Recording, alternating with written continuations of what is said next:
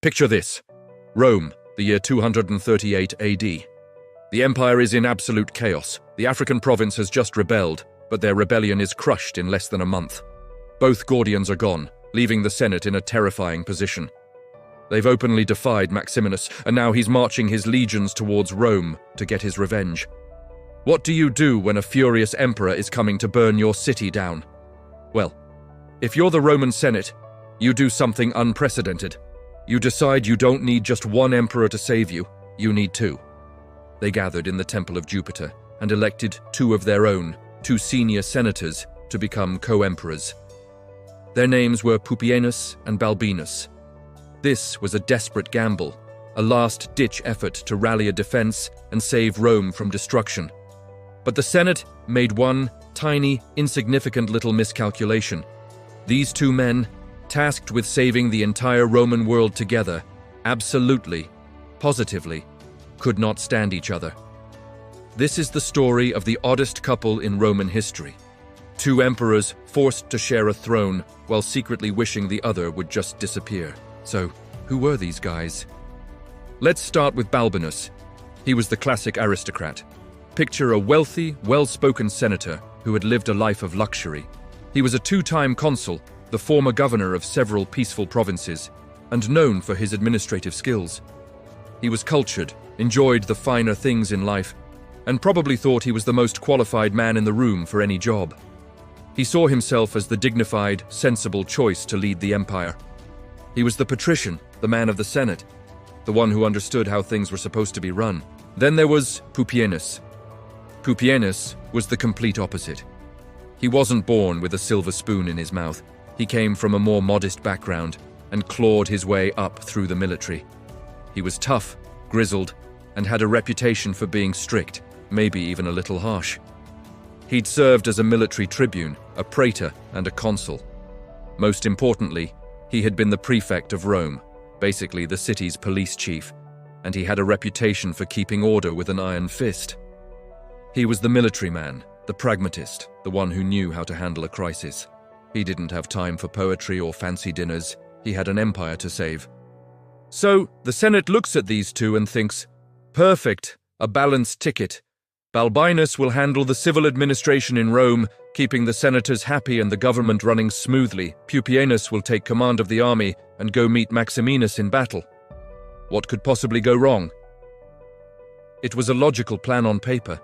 You have the administrator and the general covering all the bases. But logic doesn't account for human ego. Before they could even get started, there was a problem. The people of Rome were not happy. They had supported the Gordians. When news spread that the Senate had appointed two of its own old guard aristocrats, a crowd gathered and mobbed the capital. They didn't trust these two senators. They wanted an emperor with the Gordian name. They blocked the entrance to the temple, armed with sticks and stones, refusing to let the new emperors leave. Pupienus and Balbinus were trapped. This was their very first test, and it was a PR nightmare. They tried to force their way through the crowd, but the mob was furious. Things were getting ugly. In a moment of political genius, or perhaps sheer desperation, someone suggested a compromise. The Gordians had a grandson, also named Gordian. He was just a boy, maybe 13 years old. They proposed making him Caesar, a junior emperor, an heir apparent. The crowd loved it. They adored the Gordian family. So they brought the young Gordian out, placed him on the shoulders of a guard, and presented him to the people. The mob cheered, and the crisis was averted.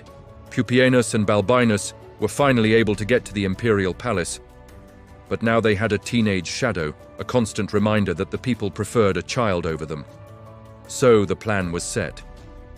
Pupienus, the general, gathered his forces and marched north to confront Maximinus Thrax.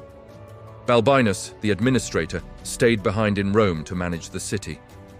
And this is where their mutual hatred really started to fester. Balbinus was in Rome, trying to keep a lid on a city that was a powder keg. He was terrified that the people might turn on him. He heard rumors that Pupienus was having great success in the north and became consumed by jealousy. He was afraid that if Pupienus returned as a conquering hero, he would sideline Balbinus and take all the power for himself. Balbinus started spreading whispers that he was the one truly holding the empire together, managing the capital while Pupienus was off playing soldier. He tried to paint himself as the wise, stable leader. Meanwhile, Pupienus was having the campaign of a lifetime. He set up a brilliant defensive position at the city of Ravenna. He knew he didn't have to defeat Maximinus in a pitched battle. He just had to outlast him. Maximinus arrived at the city of Aquileia and laid siege to it, but the city's defenders, loyal to the Senate, put up a heroic resistance. Maximinus's own troops grew frustrated. Their supplies were running low, the siege was dragging on, and they weren't getting paid. Finally, his own Praetorian Guard had enough. They mutinied, went to Maximinus's tent, and that was the end of him and his son. The threat was over without Pupienus even having to fight a major battle. Pupienus was now a hero, the man who had faced down the tyrant. He sent a message back to Rome announcing his victory, and you can just imagine Balbinus's reaction. He had to put on a happy face for the public, ordering celebrations and sacrifices, but inside he must have been seething. His worst fear was coming true. Pupienus was returning with all the glory. When Pupienus finally marched back into Rome, the tension was thick enough to cut with a gladius. He entered the city in a grand procession, surrounded by his German bodyguard and the Praetorian Guard. Balbinus came out to meet him, and the two emperors put on a show for the public, embracing and pretending to be united in victory. But behind the scenes, it was a different story. They moved into the imperial palace, but they couldn't even live together peacefully. They divided the palace into separate wings. They didn't trust each other. Balbinus was convinced that Pupienus's German bodyguards were there to get rid of him. Pupienus was convinced that Balbinus was plotting with factions in the Praetorian Guard to have him taken out. They argued constantly. Balbinus would boast about his diplomatic skills in winning over the Senate, while Pupienus would mock him, saying, "What good is that? I'm the one who defeated an army." Their every conversation was a competition, a power struggle. Their paranoia grew worse every day. According to the historian Herodian, they argued so loudly that the palace staff could hear them shouting at each other from different rooms.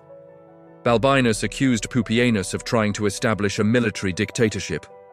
Pupienus accused Balbinus of being a weak, decadent aristocrat who was unfit to rule. It was a complete breakdown of their co-rule. The two men tasked with uniting the empire were its most divided citizens, and while they were busy hating each other, they forgot about the real threat, the Praetorian Guard, the elite soldiers who were supposed to be the emperor's personal protectors. They were deeply unhappy. First, they had killed their own emperor, Maximinus, on the Senate's orders. But they never really liked the Senate. And now, the Senate had appointed these two emperors without consulting them. The Praetorians felt disrespected and sidelined. Even worse, Pupienus had brought his own personal German bodyguard unit into the city. The Praetorians saw this as a direct insult, a sign that the new emperors didn't trust them. And they were right. The final day came during the Capitoline Games. Most of the city was distracted by the festivities. The Praetorian Guard saw their chance. The palace was largely deserted. They stormed the gates. Pupienus heard the commotion and immediately suspected Balbinus was behind it. He sent a message to Balbinus, demanding that he send the German bodyguards to protect him. But Balbinus, in his own fit of paranoia, refused. He thought it was a trick. He believed that if he sent the Germans over to Pupienus's wing, Pupienus would use them to declare himself sole emperor. So he said no. While they were busy arguing and sending messengers back and forth, the Praetorians burst into the palace. They found the two emperors in the middle of a screaming match. They seized both of them. They stripped them, dragged them through the palace, and then through the streets of Rome all the way towards the Praetorian camp. Just as they were about to reach the camp, word came that the German bodyguards were finally on their way to rescue the emperors. The Praetorians, not wanting to lose their prizes, ended the lives of both Pupienus and Balbinus right there in the street. Their joint reign had lasted only 99 days. The guards then went and found the young Gordian III, the boy they had made Caesar. They proclaimed him the sole emperor of Rome. He was what everyone, the people and the soldiers, had wanted all along. The grand experiment of the Senate was over. Their two chosen men, the administrator and the general, the odd couple of the Roman Empire, were gone. Their story is a tragic, almost comical, cautionary tale. It shows that you can have all the skills and qualifications in the world, but if you can't work together, if you let ego and suspicion consume you, it can all come crashing down in the most brutal way imaginable.